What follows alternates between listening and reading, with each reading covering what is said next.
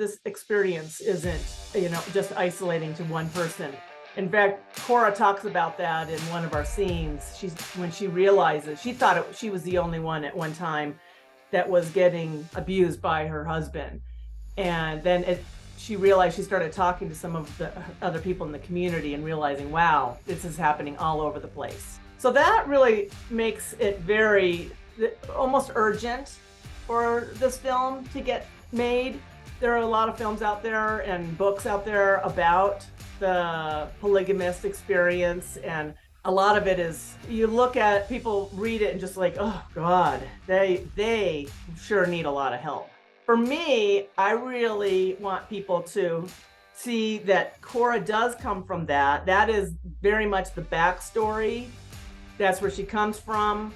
She talks about it in an interview. We have amazing animation that's going over that to visualize it for people.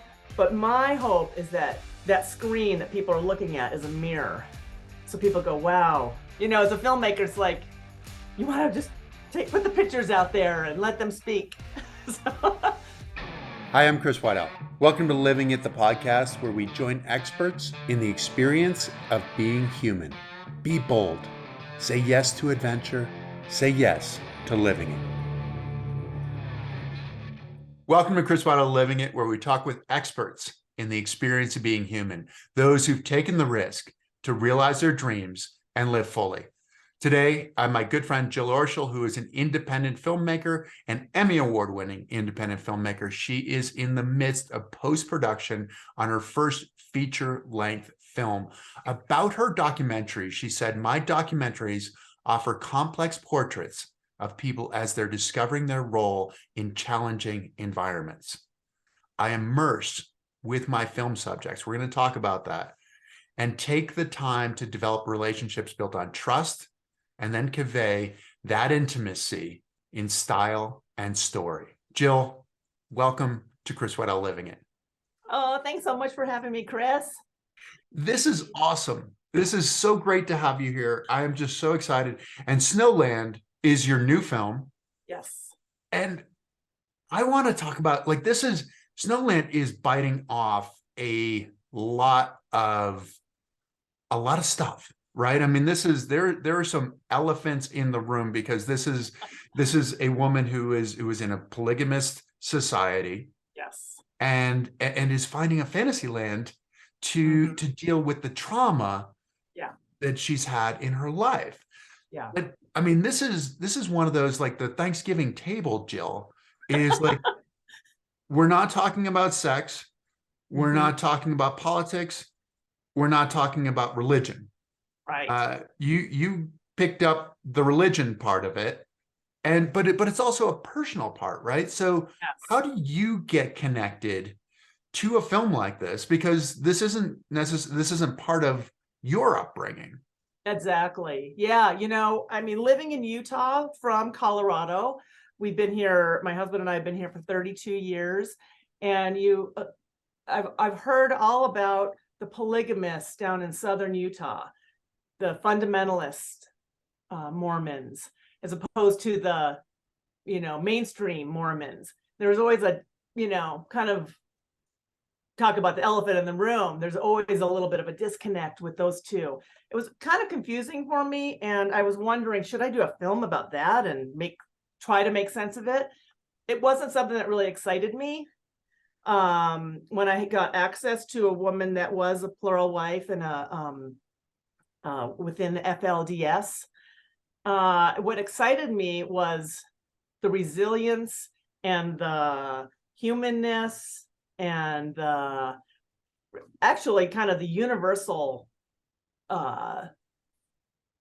connection that I felt with some of the women that I met down in Colorado City or Short Creek. Or how did you get down to there? I mean, it's not like you just knock on the door. I mean, these things are often barricaded, and I mean, it's like they live a difficult, tenuous existence, and so they're within the community, but trying to stay separate from the community and separate from the law as well. So, exactly. How did you meet with them?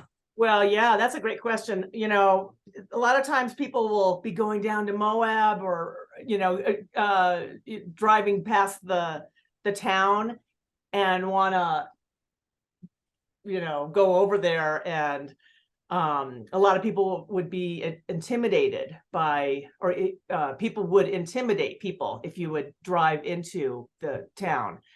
And that was always curious to me, because I was always like this other, and this kind of barrier. And I was like, what is the deal? Why do they have this strong hold on us?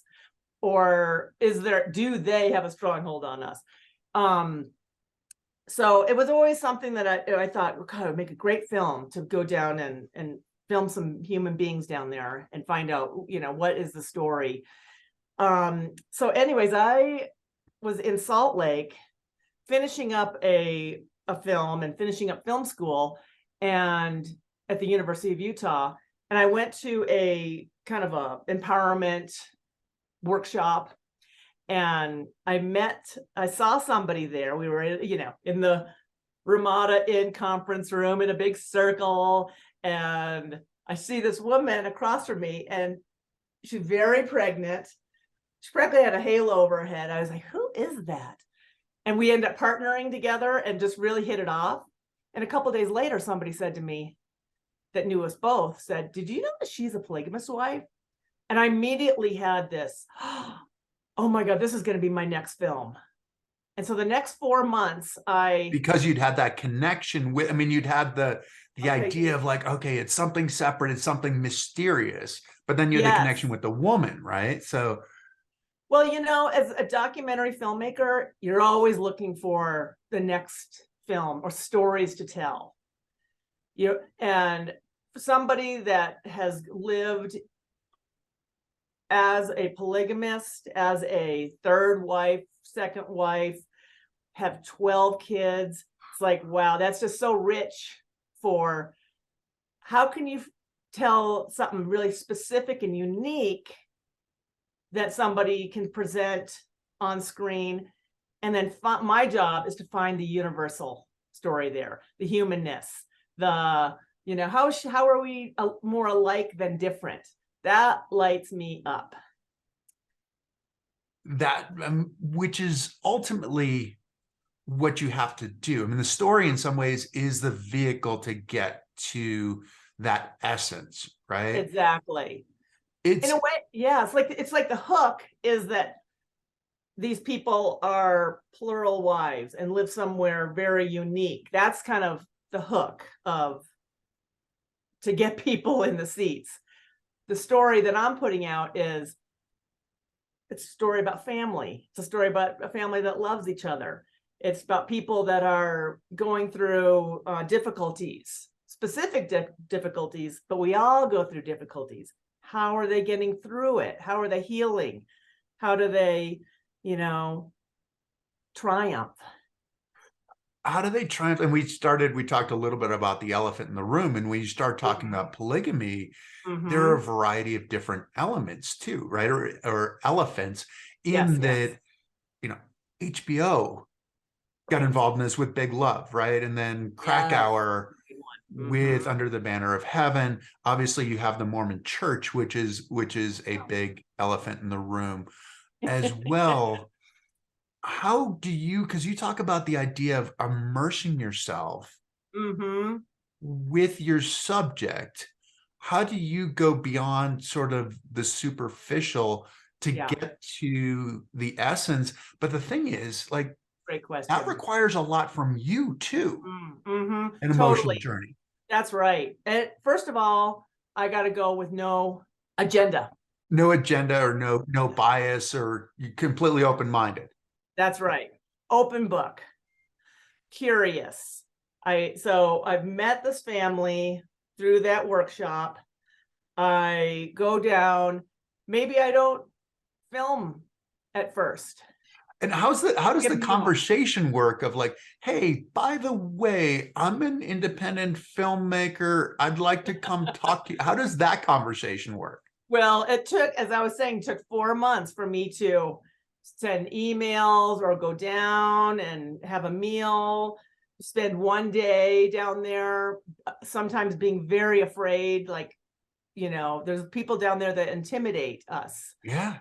outsiders. It's a lot of asking questions and letting them talk about anything, letting them ask me questions, sharing a lot about my life, being, I guess you could say vulnerable or just honest, right? Just always the honesty and being an open book and, putting the ego down, all that stuff is just like so important. And it took months for one of my films, Sister Wife, Which premiered at Sundance and yes, it did. won an audience award at South by Southwest. I mean, it was super Yes. successful, right? And that was a short. Yes, I worked really hard on that, 4 years. And a lot of that was just building relationship. And I was so excited that, I got into Sundance. I remember saying, if I get into Sundance, I'll keep going. I'll keep making films. And I got into Sundance, and then it went all around the world. It was really exciting. And then I met that woman's, her Aunt Cora. Right. And she also had a similar story of having 12 kids. She was the second wife within this marriage. Her story was deeper because she actually went through a lot of abuse. She had this incredible resilience about her and she always kept kind of hope alive and almost escaped through her art. And that was so exciting to me to see that the way she created and went into almost a whole nother realm of her life, it was her healing. And I connected with that because I saw my mom as a creative woman as well, with only 4 kids. That's easy. Yeah. And I grew up thinking, oh, my mom loves her art more than me. That really was a thing. It wasn't into my 30s until I finally realized, oh, that was how she kind of kept calm and managed And processed exactly. It's so cool. And now I'm finding myself doing this as I'm in my 9th year making Snowland, my first feature-length film. 9 years. 9 years. I mean, sometimes it really scares me that I put so much of my life into this, and it can be paralyzing. You know what I mean? Like, sometimes I can't get out of bed because I'm just, what am I doing? How can I go all these years and not be paid and not be totally sure what I'm making, not sure how people are going to receive it? Or if they'll even see it, right? Or if they'll even see it. Oh yeah. Making it is one thing, but putting it out there is a whole nother thing. That's the work. I get up, I meet with one of my team members, my editor, my animator, my composer, or my producer, or my audience members, building an audience. I'm in fundraising mode right now. Doing one thing each day can build, and all of a sudden I'm feeling better. I'm like feeling more confident. I'm looking at footage with my editor going, we've got something here. We're building a scene by scene, just like your film, One Revolution, just that one revolution. I just love that. I think about it a lot. We estimated it took 528,000 revolutions to make it to the top. So this is the filmmaking. This is your 9 years, right? Of like, yes. Okay, one revolution I can understand. Really, yeah. Well, we're all climbing a mountain. Yeah. With your team, is this a permanent team that you have? Do you have a team based on projects? How does that work? Or do people come in and out? Is it you that's the constant? That's a great question. I say that, I've been working at this for for about 30 years, like, filmmaking. And I still call a lot of colleagues, friends to help out, with advice. Maybe somebody will shoot something like an interview. So I can ask the questions, because that's hard to ask questions and shoot at the same time. It uses two different parts of the brain. Two different parts of the brain, but then you're talking about the money part of it, of like, okay, but if I do it, then it's way cheaper than bringing somebody Exactly. else in. Yeah. So the team that I have right now, especially my editor, I hope I'm going to work with her on all the future projects. I used to do my Which own means you have to keep bringing projects in too. Keep That's her busy. right. Yeah. I really love the idea of co-directing too. If I can co-direct with somebody and us get along, that will be, I could see that being my future. It's really fun working with the team. Some of the shorts that I've done in the past have been just, a big solo effort, and that is very much part of filmmaking. Scripted stuff, you have to, you sit at your computer and write in isolation. A lot of the times of, part of the time of filmmaking and documentary is very isolating. So it's so important, as much as getting those great shots, as much as getting good sound and getting great, finding great documentary participants to film. It's keeping community, keeping that energy. It helps so much it really is everything. Well, you do a lot and have done a lot within the community. Yeah. I mean, from like back in the early days of running the projector. Yes. Oh, the best job in the world. Every Saturday night, going to Park City Film and running the projector. Great gig. But like the filmmakers showcase as Yeah. well, where you're Yeah. helping other films, whether shorts, whether feature length, whether completed, whether in That's right. process. I mean, I think that when we showed, we were we were like, well, this is a thought and that's a thought, and we'll put it together and we'll put it up. But that sense of community, because you're also talking about your team too, and your ability as a filmmaker is almost as much about your ability to recruit people who will be on your team, to call people and say, hey, I'm doing this, would you be interested in joining? But what does that community, and how conscious of the community, of building that community, are you? Oh, yeah. Thank you for saying that. With the filmmaker showcase that we've done, and One Revolution was such a great example of a success, because you guys were in rough cut. You were during your rough cut of post-production, and you had a couple scenes to show. We brought it with other filmmakers into the auditorium with a live audience. Jim Santee, place where they show a lot of Sundance films, right? So exactly, as the beginning person, you're like, oh, we're sharing a space with the big people. Yeah, exactly. And having that experience of, you can do this, right? And we can do this together, and anybody, there's no limits to reaching your goals or setting your dreams, right? Setting your goals and reaching your dreams, going for your dreams, and having everybody together. And I always would love that to be inclusive and not exclusive.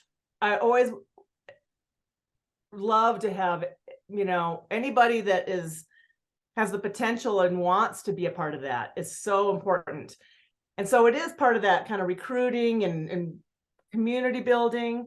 Something that has really shifted for me, like when I was doing a lot of my short films, a lot of the times I would get, team members, I would do a favor for them. If they would do a favor for me. Right. And I'd be, scrap everything together and get it done. Now it's a whole different deal. Making a feature-length film, everybody on our team expects to get paid. They're independent artists. They, if they can't get paid, then they're gonna, like my editor took on a job with HBO doing a documentary series the past few months. And the most comfortable thing is actually establishing your rate, right? Because your value is somewhere between 0 and infinity. Yes. And when somebody's paying you, because this is an interesting industry, right? You're only as good as your contacts and as your credits, right? That it's like, oh, you did that, you worked on that, you edited on that. Okay, this is who you are. But then when you establish a rate and you say to somebody, okay, I'd like you to come on, and they say, well, this is my rate. And they can feel a little bit comfortable that they've established a rate, but then there's always a sliding scale of like, this is my rate, but you sound like you have a great project that I'd like to work on. Yeah, how much do people want to work on it, and how in the project, how much you like being with people, is that worth it? Maybe you're thinking about the next one, but really I think it would be a good thing for us to talk about is valuing yourself.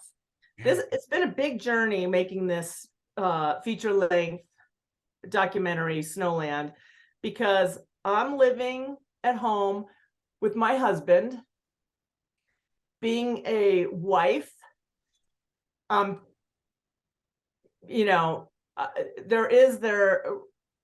think that's one of the last, underrepresented, people in the world right now. We need a revolution, is wives and the value. So making a film about a plural wife, which is even down the ranks, the second wife, the third wife, and valuing and believing in yourself. So I was able to get a taste of that, because I want to be a professional. I want to be valued and bring something to our family. It took a long time to realize maybe not everything that we bring is monetary. Might not be. It might be what I'm bringing, a little magic to the household, right? Maybe excitement or going for your dreams. I'm being a living example for my kids. That I think that is something that's, well, I think that's one of the reasons that this film is going to be impactful, because I'm really excited to show it to women that are aging, that are seeing their value go down when society puts youth on the pedestal, and you know what I mean? So I'm excited for people to see how my film participant in Snowland, Cora Witt, keeps going up, and there's a transforming story where you see in the scenes where she starts believing in herself and realizing her worth, and it happens in an unexpected way. I'm so excited for people to see this movie and show it around the country, around the world, really, in groups of women, and where they can not see this other person with all these unique circumstances in her life, but I actually want people to see themselves and go, wow, if she can do it, maybe I can go do something. Maybe I can write that book. Maybe I could leave that bad relationship. Maybe I could sing in a choir or do a blog. It really is. I mean, the idea of creating something, because Snowland is something that she created. I mean, you talk about it as sort of a refuge, a way of processing, but it ended up being a finished product too, which, I mean, so much of art is the way that we interpret our world and the way that we interpret ourselves in our world. And so you get that sense of achieving the vulnerability to be honest enough to be universal. Yeah. Snowland, there is that real Snowland. There's books. Cora is now in her 70s and she's still writing chapters of her books, and also other realms, seasonal realms. So, and then there's costuming, there's, she wants to make a ballet, it's really vast, and it's fun as a filmmaker and a visual person to put that out there. And, it's just like something that's just really visual and fun to watch. But it's also an idea. Snowland is an idea. We all have we all could have a Snowland. One of our hashtags we use is escape to Snowland. And when you have some kind of like a dream or something that you're going for, and all about this, Chris, right? It ends up being a vehicle for you to go for it. Well, it has to be bigger than you on some Yeah. level, right? So Yes. you have to honor her story in a way that, Mhm. I mean, but you're telling your story to a certain extent. I mean, you're the lens through which you and your editor obviously are the lens through which we're seeing Cora. Absolutely. On this film in somebody else's hands would be so different. And I struggled with this at the beginning, thinking, oh man, how much of the religion do I need to reveal? How much of the, statistics about domestic abuse and everything? Which is universal, right? I mean, the domestic abuse, unfortunately, those numbers Oh gosh. are way, way, way higher than they should Yeah. be. And Yeah, it's across exactly. all parts of society, unfortunately. Yeah, absolutely. And And the victim part too, right? Yeah, absolutely. I think I really want to partner with the Peace House in Park City, Utah. I think they're doing such a great job. And if they were around when Cora ended up being homeless with 8 of her children, if she could have used a resource like the Peace House, which helps, women of abuse, her story would be completely different.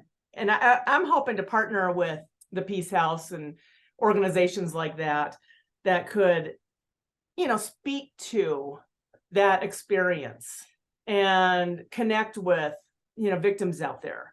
Because they always feel like they are alone, right? I mean, that's the biggest issue with the victim, is that there's no they feel like there's no support. But if there is support, Right. and using this as a vehicle is, I mean, again, it's bigger than the story. Exactly. People aren't alone. This experience isn't just isolating to one person. In fact, Cora talks about that in one of our scenes. When she realizes, she thought she was the only one at one time that was getting abused by her husband.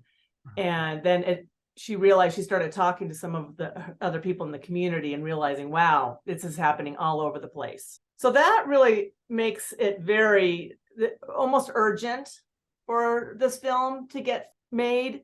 Just to get back a little bit about through my lens, there are a lot of films out there and books out there about the polygamist experience. And a lot of it is, you look at people, read it, and just like, oh God, they sure need a lot of help. For me, I really want people to see that Cora does come from that. That is very much the backstory. That's where she comes from. She talks about it in an interview. We have amazing animation that's going over that to visualize it for people. But my hope is that that screen that people are looking at is a mirror. So people go, wow, look at how she is dealing. As a filmmaker, it's like, you want to just put the pictures out there and let them speak. So the idea of that mirror and people projecting themselves on to, what they're seeing in the scene. It's kind of an interesting concept, but it is what I believe in. It makes it so the audience is participating. So there's a lot of films out there, especially like action films, you're just like, taking it all in. And to me, I'm really wanting people to connect the dots in their brains while they're watching a film.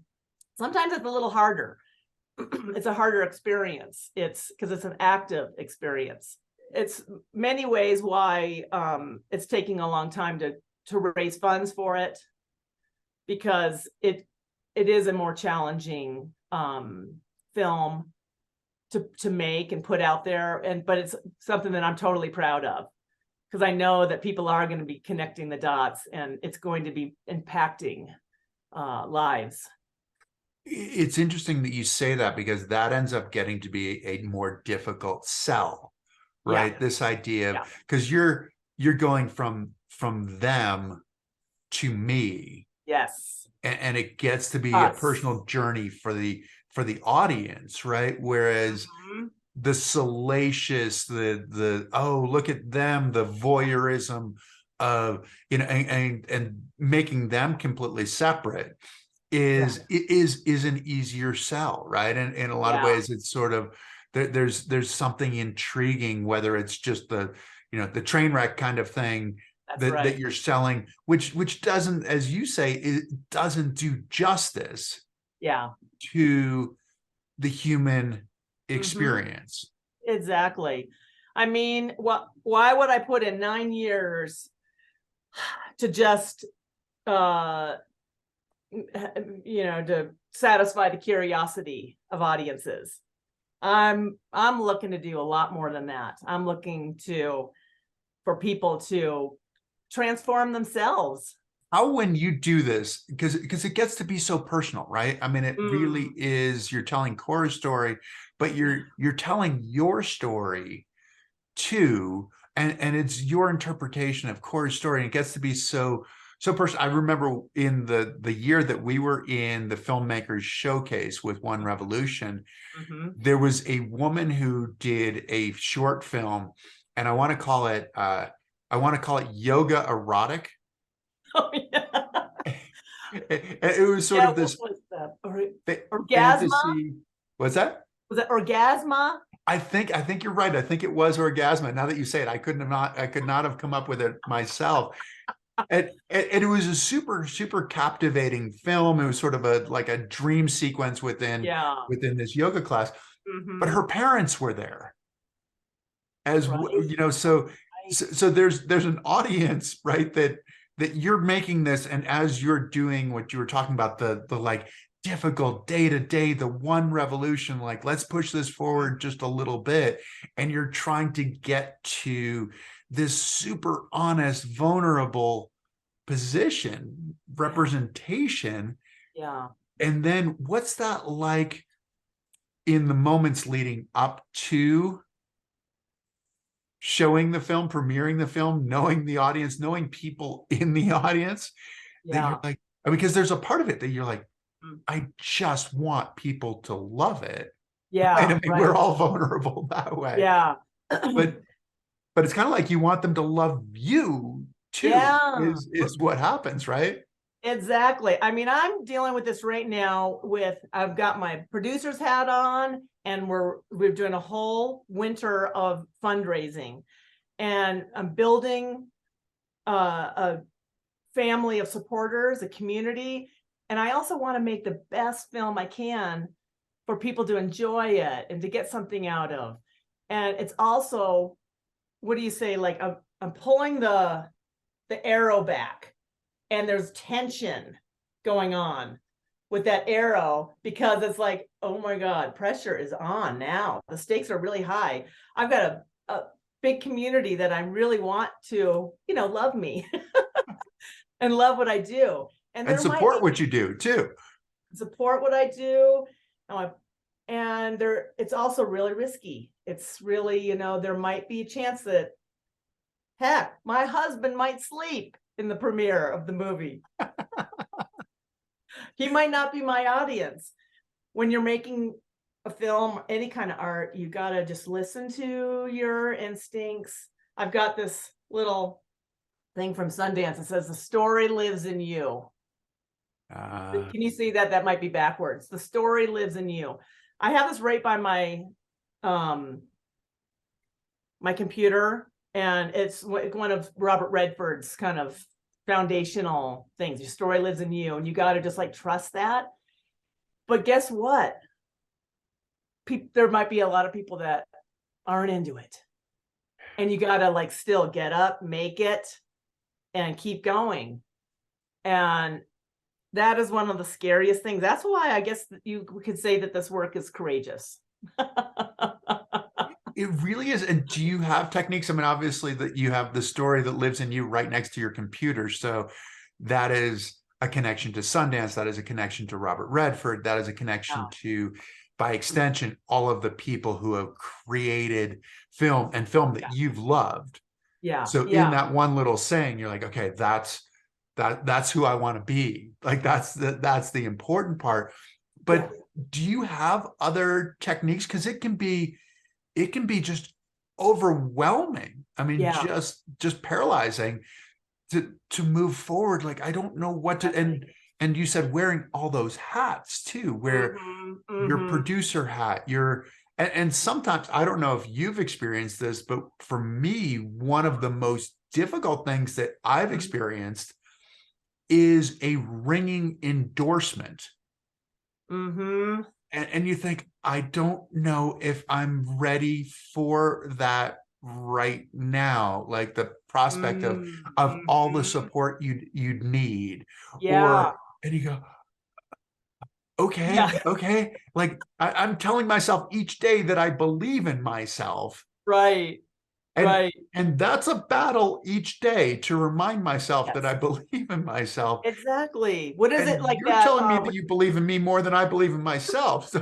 So do you have strategies for dealing with that? Well, yes. I love that you're mentioning this. What is that? Imposter syndrome. Right. That thing is real. Because what we do is bigger than us. It has a life outside of us. It's us doing it, the story that lives in us, and there's also the people that interpret what you're doing. I think it's a big part of our human condition that people see, they see the greatness. We see the greatness in others more than they see themselves, right? Yeah.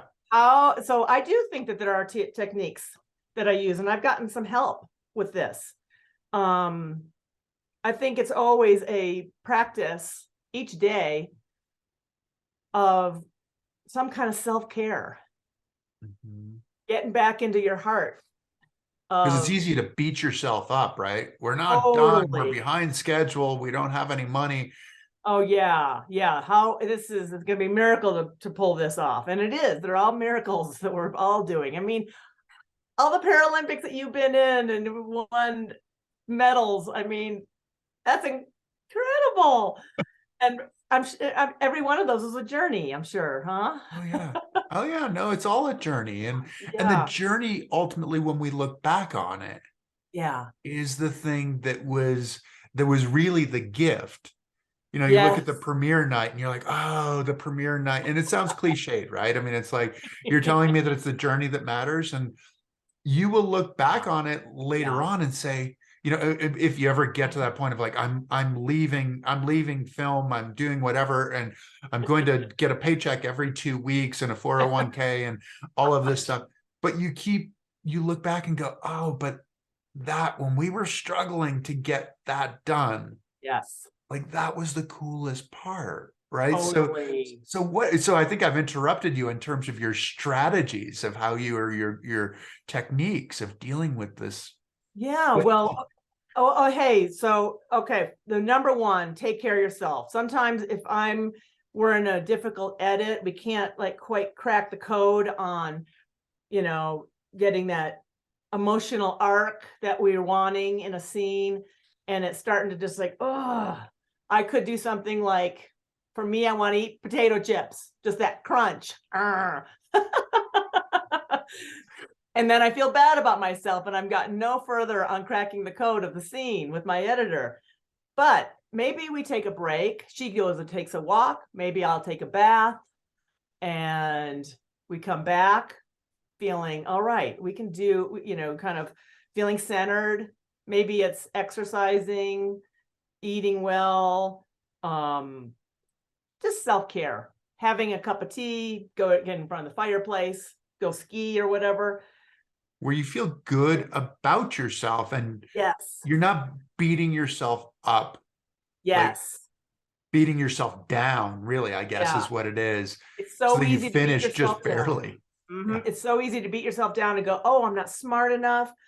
I'm too old to do this, or who do I think I am to do this? Those are the beat ups. Those are, for some reason, those are the default, that beat up stuff, isn't it? Yeah. And on my little meditation table, my sister gave me this cool little tiger. I'm born the year of the tiger. And it's a little saying that says, be gentle on yourself. My little sister Jody has seen me beat myself up from the very beginning. I've always been an achiever. And, when you try to achieve something, you're always, this, going to come up against things, right? In life, you just come up against stuff, and it's, how are we going to deal with it? And, we can force it to happen and be stubborn. And I've definitely done that. And I really hasn't given the best results. If I take a deep breath and go, all right, what's this moment need? And it's usually me taking care of myself. As And opposed to just surviving, right? I mean, it's almost like that's the opposite, right? Is like you've survived, you've survived the initiation, you've survived. I mean, we have so many rites and rituals that are exactly that. Like you've earned the next step because you've survived. And what you're saying is, no, it's not about survival, it's about getting to that point in a better place. Yeah. Not just in terms of the work you're producing, but as a human being, and you're able to bring that into your everyday. Yeah, exactly. It's an action. So when you're saying survival, that like happens to you in a way. This is a taking action. So the default might be beat up. We go, all right, that's the default. So I need to take a conscious action of that's going to be more supportive for myself. And doing that, I come back to, oh, okay, so I can go back into, the editing room, or I can go back into in life, relationships, deal with relationships on a conscious level, having the hard conversations with people. What are some of the other things? Getting out there and, doing what I have to do. It's all conscious action, right? And so that's the thing. When you look, when this film does premiere, just what you're saying, it's going to be like, yeah, it'll be nice to have the applause or whatever. But the thing is like looking back at the journey of, wow, I grew with my husband and really could feel my value in our family.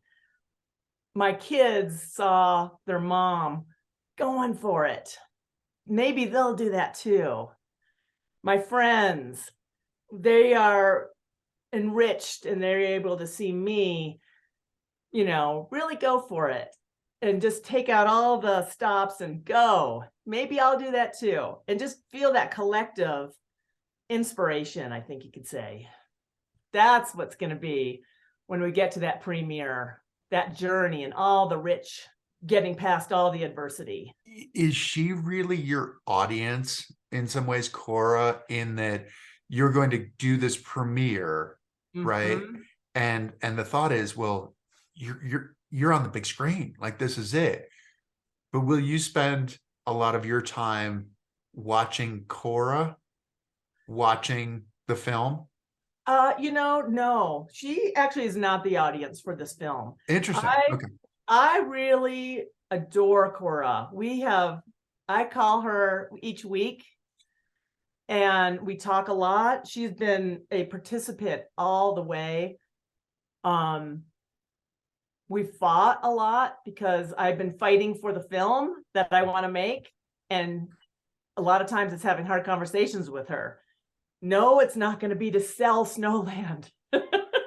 I'm not making a commercial, Cora, but we're doing something a lot bigger. And when we're filming you and your daughter, Becca, in a scene, and you guys maybe are fighting and you guys get past it, that's a great scene, Cora. having those kind of conversations, so that I've directed a lot of this. I'm not a fly on the wall. I'm directing it. Cora understands that. Her and her daughter Becca, it's really a mother-daughter story. They understand, they're artists like me, and they understand that the product, the film, is bigger than us. We do our craft and we put it out there. They know that too. But it's been really fun, honoring Cora and having her trust. I feel like I'm in a huge position of privilege to have that trust in her family. Even the difficult people, like her husband signed a release. That was a miracle. It's all about being transparent and real with people, and not try to come with something that I'm not trying to catch them all being wrong. And being there for 9 years, you kind of disappear too, right? The camera's there, but you're not really, they kind of get so comfortable with you that Maybe a little bit. Yes, maybe a little bit. So Cora and her family have gone through trauma, not just with the husband, but with the priesthood leaders in that. With leadership, right? Who are preserving the religious leadership, exactly. And it's so important that I kept conversations with people, even in communication. So it's not just me coming in, telling their story and showing it. I don't want people to be re-traumatized. So I feel it's really important that it's always a continuous back and forth, their involvement. I'm doing the best I can. Maybe people wish I had more involvement or less.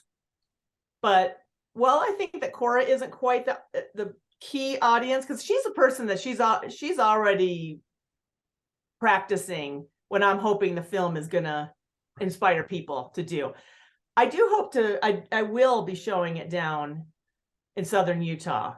And I'm very much looking forward to a lot of people opening their eyes to this hero in their community that they shunned at one time. Wow.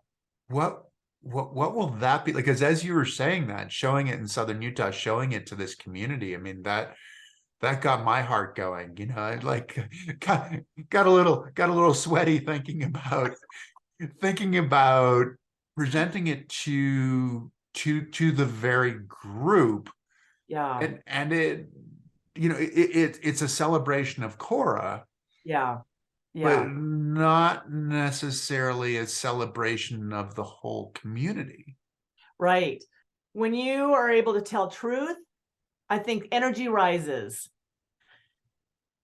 And I'm hoping that's what the feeling is going to be when we show it there. It is her story.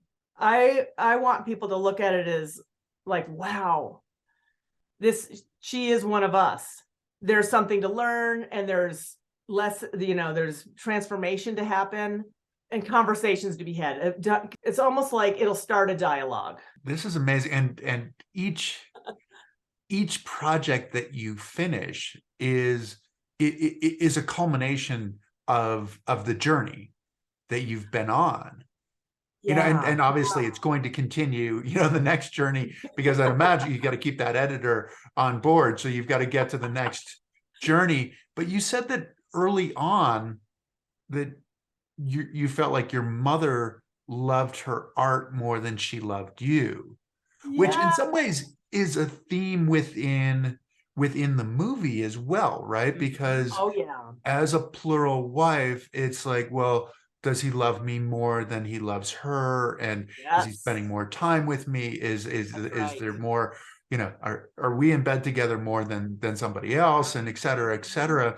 Mm-hmm. How did your journey, your artistic journey, because you keep gaining more and more skills, and the hope is that you get to be able to tell a better and better story. Totally. But how did that how did that start? What was the spark of, because I mean, you were doing still photographs back when you were in middle school. I mean, I know some of the people that you'd worked with back in Aspen, right? With like Dee Dee Brinkman working on some commercials and things like Yeah. that. Like, how did this all happen for you? And how did you end up where you are? I guess is a question. Oh my God, that's so big. Yeah, it's a big question. Oh yeah.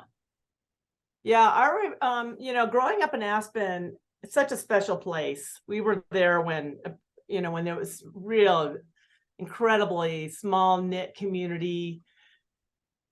And our good friend Dee Dee Brinkman, she would bring in producers for these great commercials, Budweiser, McDonald's, Mountain Dew, and have us kids in middle school and high school and stuff cast, like do casting.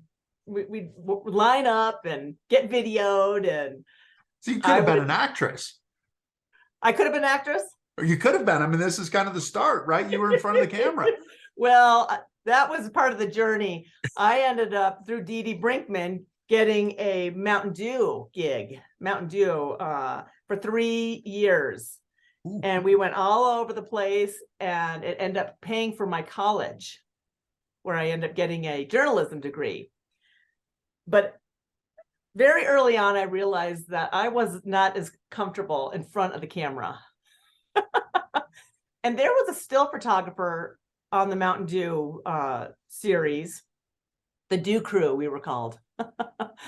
And there was a photographer there, and I just kept watching her and going, God, that looks like a fun job. She was filming the process. Right. And that really stuck with me. And I ended up getting into photography and slowing, it's like stills and video are so different. You're able to slow down a little bit and really work with people with stills. I think one of the biggest things, like I was after journalism school at Colorado State University, we moved to Utah, and I went to the University of Utah to get a film degree. And the same week that I found out that I got into the MFA program for film studies, that I was pregnant with our son, EJ. These journeys seem to be intertwined. Yes, exactly. Motherhood, work. A big kind of theme for me in life is, in the film, is duty versus desire. Mm-hmm. What should we do, and what do we get to do? I think life is a balance of that. I learned about doing still photos, and photographing you too. Sure. Instead of portraits or a pose even, I'm really interested in getting people in the moment, an authentic moment. And it's also the same thing with emotion and in a scene. And when during those 98 days, we want to, and this is something too with as I'm aging, and not be, I would write notes of what I want to get, that like what I should get for the scene the next day. Yeah. And then I show up and I look at my notes and try to express, being transparent with my film participants, what do you think? And then of course they want to do something else. So I throw away the notes. I'm like, all right, let's be in the present right now. What's going on? You two are fighting. All right, let's go there. Let's lean into it. I'm going to roll the camera now. And instead of, stopping the camera, going, changing, I would let the camera roll, sometimes up to 2 hours at a time. Right. I never shot that way. This is a whole new thing for my artistic development. It's nice to be able to shoot on digital as well, right? Oh, so yeah. You're not burning film. You're not going, how much is that costing me? Exactly. Yeah. So you come home with 2 hours of, stuff. you usually want to watch it right away, but I couldn't because I knew the next day I had to write my notes and then go back the next day. So it was really interesting. But being I guess the biggest lesson or the biggest blessing that I got out of the whole thing is loving that as we age, maybe we don't, I don't know, remember every little last detail for a good reason, because it just puts us, let's get right in the present, lean into whatever it is that's happening right now. That's why this film is going to have a lot of fresh scenes, because it is happening in the now. That's it's a big leap of faith, but it's an interesting storytelling technique, I think, right? Because we've been conditioned, you were a journalist, right? So being a journalist, you're telling the story from beginning to end. Like, you have to have a hook to get people interested in it, and then you've got your body of your story, and then you're who, what, where, when, why. right, exactly. You've got your reverse pyramid kind of thing, and you're working with all of this stuff, right? And you're telling that story. But the problem, and I've found this in doing this podcast as well, it's the same kind of thing for me, where if I say, well, Jill's story is going from here to there, then I'm telling your story, as opposed to you telling your story and being willing to kind of go on that journey. Yeah, interesting. Do you enjoy that leap of faith, or is that the sort of, I mean, it's jumping off a cliff, right? It's like cliff jumping on your ski, like, okay, this is going to be great, but I don't know if I want to do it. It's scary and exciting.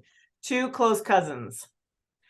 It's really scary because you're throwing out the rules, in some ways, and the control. Exactly, Chris. Oh my gosh, that's huge.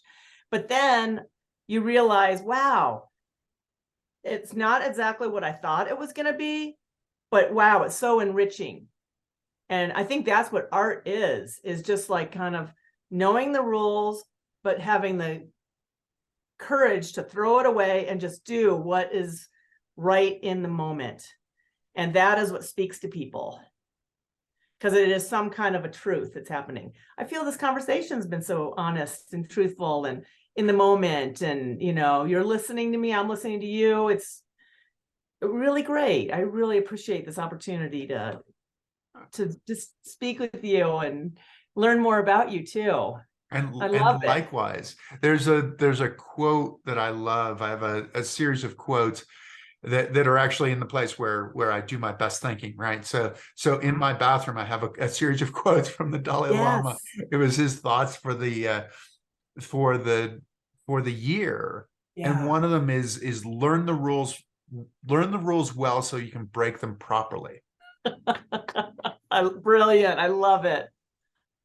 To me, that's what it has to be. I mean, because that ultimately is the art part of it, right? You've got to learn those rules and learn the convention to be able to put yourself into it, because the thought is as a beginning artist, it's kind of like, well, you want to blow up everything. Blow up everything. I'm going to do it completely uniquely, and I don't care. But it's like, can you learn those rules so that you can break them properly? And I love the way that you're doing it. How can people help? Because you are in the midst of trying to finish your first feature length, which is just such an amazing journey. Oh, yeah, it is so exciting. I am so ready to make this.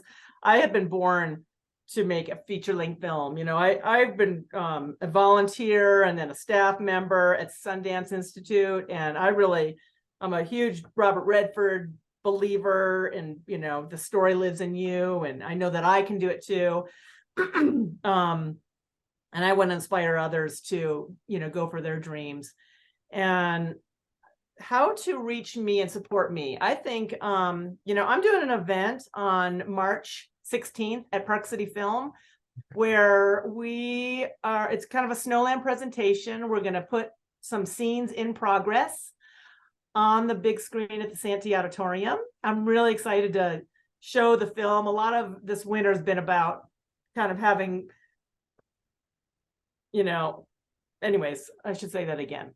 On March 16th, we're going to be at the Santee Auditorium, and we're going to show some scenes that are in progress. And I'm also going to pull the curtain back on the creative process. Oh, cool. I'm going to show an interview with Cora without our animation. And then I'm going to show a little bit of sample of the animation so people can see how that adds to it, and how I'm really fundraising so we can keep our animator, Jeremy Rourke, on board and really get this film made the way I envision it. The way you see it in your mind, right? Yes, exactly. And I want to just keep having faith that what I started doing 9 years ago should get out to the world, because I believe it's going to make a difference. Yeah. And so can they go to your website? Is it JillOrschel.com or? At JillOrschel.com, and we can learn about all the films that I've made. And also with Snowland, we've got a Snowland page. Well, it might be because you have a donate page on your website, right? So yeah. So that might be the easiest. And then there's a contact there, so people can contact you there as well. To go to one place, you might have to spell your last name just to make sure. Yeah, well, JillOrschel.com. So JillOrschel.com. And anybody can sign up for our newsletters. I love building our circle of supporters. It is so fun. I love to give everybody a snowflake and make people feel that I just really love to inspire people and get people's imaginations going of what's possible for themselves. I would say that's probably my biggest mission in life. You are doing a tremendous job of it, Jill. So keep doing what you're doing. And thank you, my friend. Us. Yeah. It's been really fun. This has been great. Well, thank you. And thank you to all of you for tuning in. I hope you've enjoyed your time with us. The greatest gift you can give us is to tell your friends. Tell your friends to tune in, to like us, to follow us. Please subscribe. Subscribing will mean that you get to know what we're producing the next time. So please join us, and then we'll continue to bring you great content. See you next time. Thank you for joining us. Please subscribe to Chris Waddell Living It for more stories on the adaptive community, the Paralympics, artists, athletes, entrepreneurs, experts in the experience of being human. Also follow us on Spotify, Apple, Facebook, and Instagram. I look forward to seeing you next week.